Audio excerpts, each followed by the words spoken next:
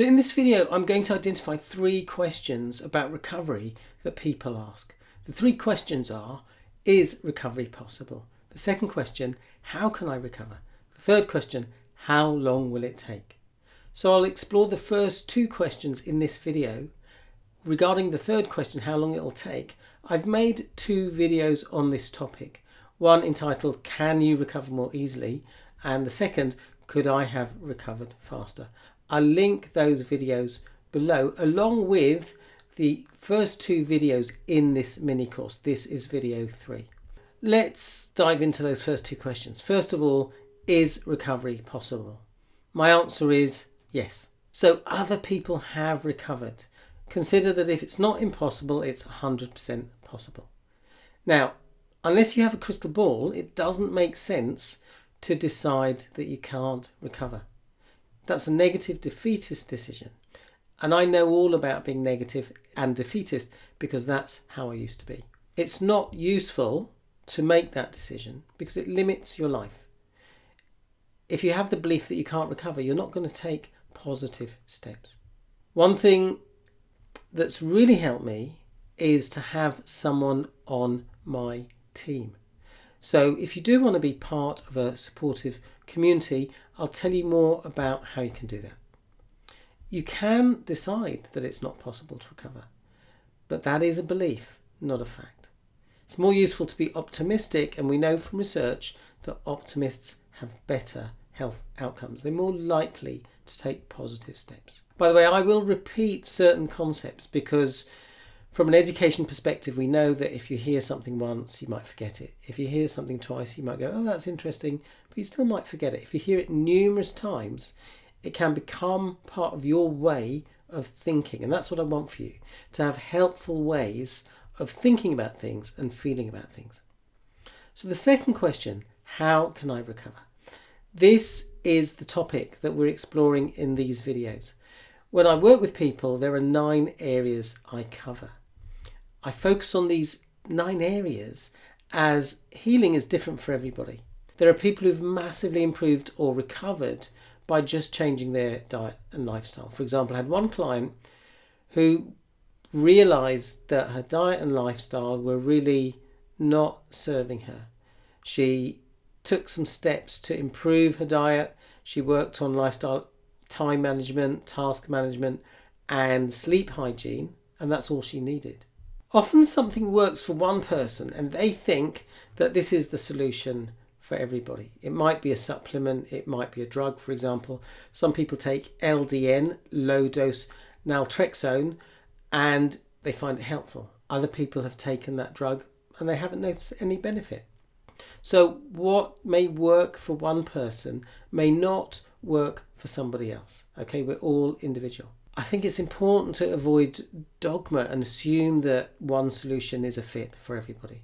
I do think there are some core principles. For example, if you have a really bad diet and are deficient in essential nutrients, vitamins and minerals, then it's going to be difficult for your body to work properly. We know that according to some research, being low in vitamin D, in zinc, can make you more prone to viruses, for example. If you don't get enough sleep, if you're really stressed, it's going to make it harder for your body to heal. If you address the things that are getting in the way, that is going to help your body heal. And that's what I'm exploring in these videos. So the first area when I work with people is to get clarity about what's hindering recovery. I covered this briefly in the first video in this mini series, and I talk about it in the video Reasons for Hope.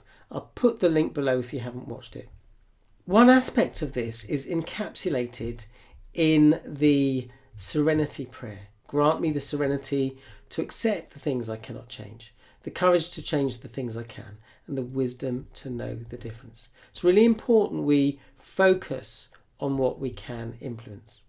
So it's really important to get good at identifying what we can't influence, what we can influence. So we're not using up lots of energy on things you can't change. For example, I can't change that there are certain people in my life who behave in dysfunctional ways. I can change the way I respond to them. So when we focus on things we can influence, for example, my stress levels, my diet, my mindset, It's important that we approach that in a balanced way, and that we don't become obsessed and approach things in a way that's unsustainable. For example, at one point when I had CFS, fibromyalgia, I got obsessed about and stressed about eating organic food. Actually, I think the stress was doing more harm than the benefit of the organic food. So HOMEPLAY, I invite you to just watch out this week for what you're focusing on. Are you focusing on things that you can influence or things you can't influence? Watch out for what I call futile frustrations, getting frustrated about things we can't change. So an example of that is getting frustrated that you've overdone it. You can't change the past. You can learn from the past. You can change the way you feel about the past. You can change the way you think about the past. And you can forgive yourself and come to a place of peace. So let me know in the comments, what are the things you get frustrated about that you can't change? Second piece of HOMEPLAY is to watch at least one of the videos listed below. As I say, when I work with people, I cover these 9 areas in my Building Resilience course. I am going to be starting another Building Resilience course soon, so if you want help, then do request a free chat and we can explore whether this is right for you. Next week, I will explore the topic of breaking patterns, and I'll share what I consider to be a really vital aspect of recovery. The mindset shift that helped me break patterns and made a huge difference to my body's capacity to heal. So if you'd like more tips, do join my supportive Facebook group. I post daily. Follow me on TikTok or Instagram. I am a bit more active on TikTok. If you're watching on YouTube, do subscribe, hit the notification button. You'll be notified when I release new content. So keep dreaming big. Just to let you know, the next video I'm going to do is going to be exploring how to stop worrying and getting into mental loops. I will pop the link to that video, which is going to be live on Thursday, below this video. Keep going, wishing you great health. Thanks for watching. See you in the next video. Bye for now.